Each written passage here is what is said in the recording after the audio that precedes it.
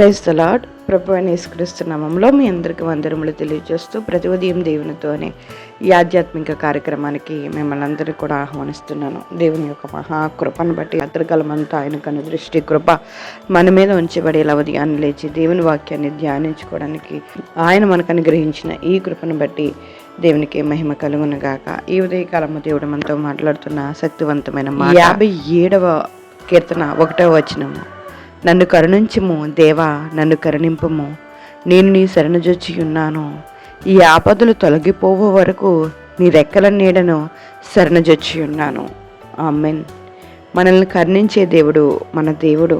ఈ కీర్తనకారుడు మాట్లాడుతున్నాడు, నేను నీ శరణుజొచ్చి ఉన్నాను, ఈ ఆపదలు తొలగిపోవు వరకు నేను నీ శరణుజొచ్చి ఉన్నాను అని మాట్లాడుతున్నారు.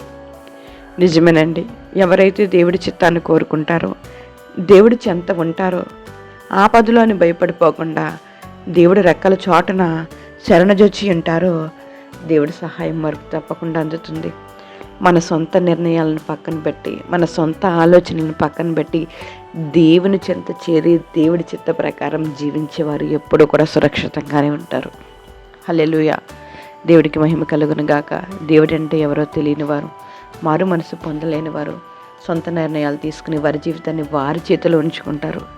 కానీ నిజమైన దేవుని బిడ్డ, దేవుని తెలుసుకున్నావా? నీ జీవితాన్ని దేవుడికి అప్పగించావా? అయితే నువ్వు దేవుడు శరణుజొచ్చి ఉన్నావు. ఆయన రెక్కల చోటున నువ్వు శరణుజొచ్చి ఉన్నావు. అలా ఉంటేనే దేవుడు నిన్ను కరుణిస్తారు, కాపాడుతారు. ఈ ఆపదలను చూసి నువ్వు భయపడకుండా ఉంటావు. హల్లెలూయా.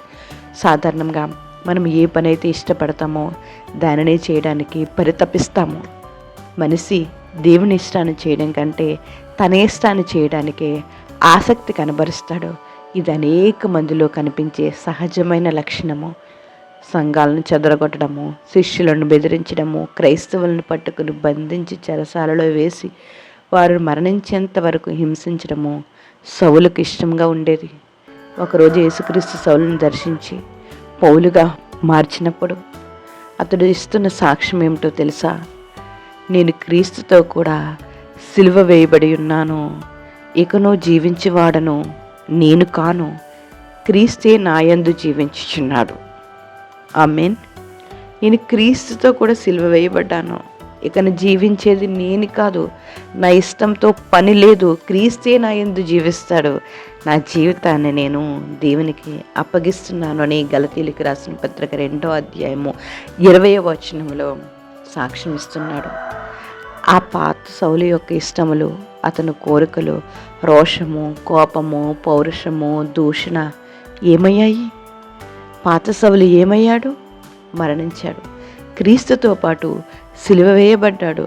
ఇకను జీవిస్తున్నది తన కాదని, క్రీస్తే తన యందు జీవిస్తున్నాడని చెబుతున్నాడు. ఇది ఎంత గొప్ప సాక్ష్యము! హల్లెలూయా.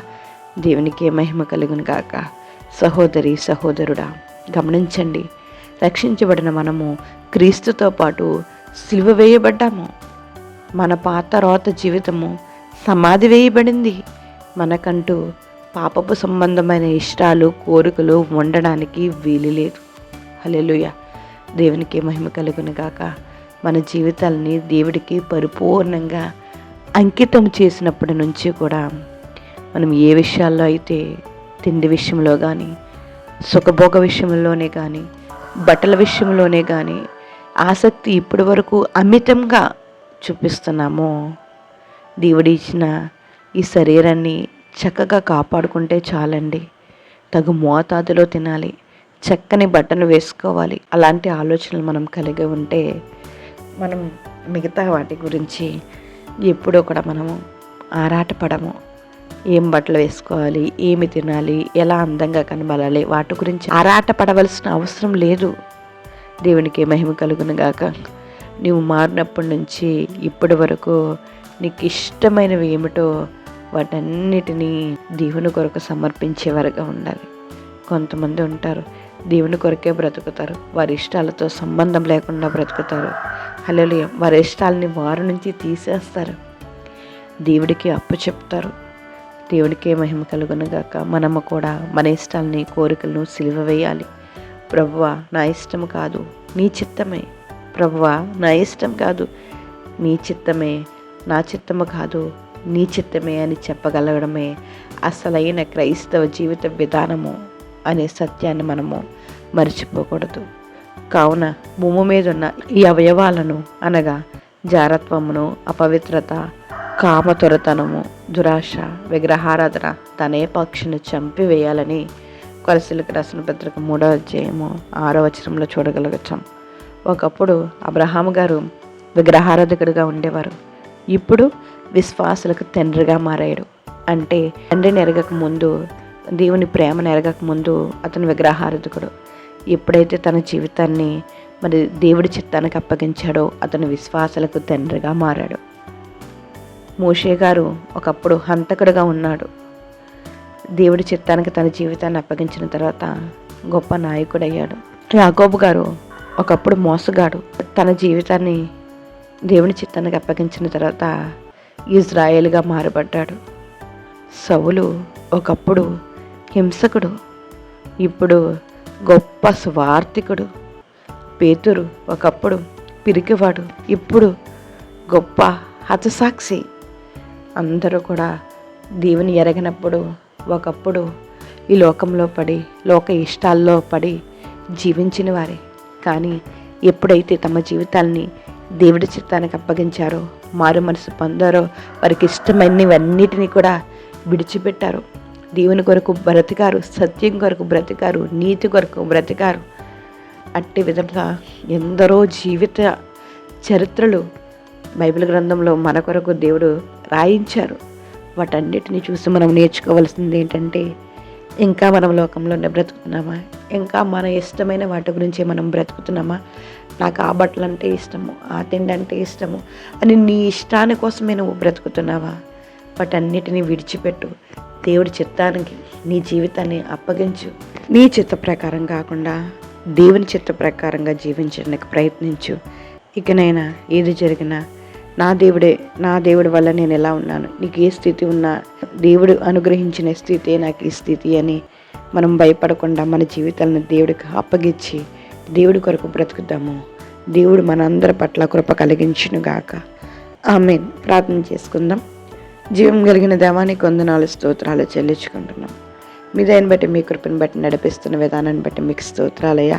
మేమేమై ఉన్నామనైనా కేవలం మీ కృప వలన మాత్రమే మేము జీవిస్తున్నామయ్యా. నిన్న నేడు నిరంతరం ఏకరీతిగా ఉన్న రాజా మీకు స్తోత్రాలు తండ్రి. సౌలు గారిని నేను మీరు పట్టుకున్నారు ప్రభువా, మీకు స్తోత్రాలు. అతని జీవితం నేను మీకు అప్పగించినప్పుడు గొప్ప సువార్తికుడిగా అతను మార్చిపడ్డాడు ప్రభువా. మా జీవితాలు కూడా నన్ను మాకు ఇష్టమైనట్లు కాకుండా మీ చిత్తానికి మేము అప్పగించినట్లు, మీ చిత్త ప్రకారం మేము జీవించినట్లు మీరు మాకు సహాయం చేయండి. ఈ ఉదయకాలం ప్రార్థనలో ఏకీభవిస్తున్న ప్రతి ఒక్కరిని జ్ఞాపకం చేసుకుని ప్రతి ఒక్కరికి కావలసిన కాపుదల, కృప, ఆరోగ్యము, ఆయుష్, సమాధానము, నెమ్మదిని దయచేయండి. ఎవరైతేనైనా వారి సొంత ఆలోచనలతోనైనా వారి సొంత కోరికల కొరకునైనా లోకాలని జయించాలని ఆశపడుతున్నారో అట్టి వారిని మీ పాదాలకు అప్పచెప్తున్నాం తండ్రి. మీకు స్తోత్రాలయ్యా. సమస్తము క్రీస్తు కొరకే చేయగలిగినట్లు, సమస్తము దేవుని కొరకేనైనా బ్రతికినట్లు మా చిత్తాలను నేను మీ చిత్తానికి అప్పగించే కృప మీరు అనుగ్రహించండి. ఈ సమయంలో బలహీనులను బలపరచండి, ఆరోగ్యము దయచేయండి అయ్యా. చంటి బిడ్డలను జ్ఞాపకం చేసుకోండి. స్కూల్కి వెళ్తున్న బిడ్డలకు మీ కాపుదల కృప అనుగ్రహించండి. యవన బిడ్డలు జ్ఞాపకం చేసుకోండి, వృద్ధులు జ్ఞాపకం చేసుకోండి. ప్రతి కుటుంబాన్ని నేను మీరు పట్టించుకుని కుటుంబంలో శాంతి సమాధానాన్ని అనుగ్రహించండి అయ్యా. రైతులు జ్ఞాపకం చేసుకోండి. వారు చేస్తున్న పంటను దీవించండి, ఆశీర్వదించండి తండ్రి. మీకు స్తోత్రాలు. వ్యాపారాలు చేస్తున్న వారిని, చేతి పని చేస్తున్న వారిని, ఉద్యోగస్తుల్ని జ్ఞాపకం చేసుకోండి. ఏ పని వారు చేస్తున్నా ఆ పని పట్ల నమ్మకత్వాన్ని కలిగి ఉండి మీ యందు నమ్మకంతో బ్రతుకున్నట్లు మా అందరికీ మీ కృప అనుగ్రహించండి. గర్భఫలం కోసం ఎదురు చూస్తున్న బిడ్డలు జ్ఞాపకం చేసుకోండి అయ్యా తండ్రి. మీకు స్తోత్రం. గర్భంతో ఉన్న బిడ్డలకు నెల నిండేంత వరకు మీకు కాపుదలు అనుగ్రహించండి. చంటి బిడ్డలని, బాలింతలని జ్ఞాపకం చేసుకోండి ప్రభా. మీకు స్తోత్రాలు. ఈరోజు ప్రయాణాలు చేస్తున్న ప్రతి ప్రయాణాన్ని జ్ఞాపకం చేసుకోండి. ఈరోజు పుట్టినరోజులు, పెళ్లి రోజులు జరిపించుకుంటున్న బిడ్డలని జ్ఞాపకం చేసుకోండి అయ్యా. మీకు వందనాలు. ఈరోజు ఎవరైనా నూతన నిర్ణయాలు తీసుకుని మీ కొరకే జీవించాలని ఆశపడుతున్నా వారెవరైనా ఈరోజు ఉంటేనైనా అట్టి వారిని జ్ఞాపకం చేసుకుని తీసుకున్న నిర్ణయాన్ని నైనా స్తోత్రం విడిచిపెట్టకుండా కట్టుబడి వారి జీవితాలను మీ చిత్తానికి అప్పచెప్పి కృప మీరు అనుగ్రహించుతారని ప్రార్థన లేఖిస్తున్న ప్రతి ఒక్కరిని జ్ఞాపకం చేసుకొని వారి కుటుంబంలో లోటులను తీసివేయండి. బంధకాల నుంచి విడిపించండి, ఆరోగ్యాలు దయచేయండి.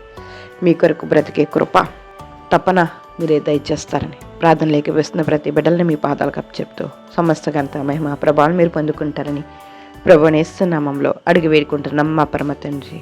ఆమెన్. Praise the lord. అందరికీ వందనంలో. దేవుడు మిమ్మల్ని దీవించి ఆశీర్వదించును గాక. God bless you all.